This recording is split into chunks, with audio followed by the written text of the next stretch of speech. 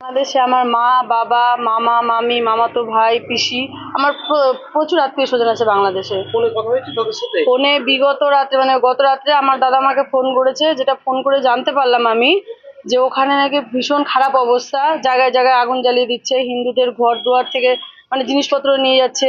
যারা মেয়েরা ধরেন একটু কি বলবো আর আপনাকে, যে সমস্ত মেয়েরা উপযুক্ত তাদেরকে মনে করেন ঘর থেকে বের করে নিয়ে চলে যাচ্ছে। মানে কোনো মেয়েদের তো কোনো সুরক্ষা নাই, ছেলেদেরকে বিভিন্ন রকম অত্যাচার করা হচ্ছে।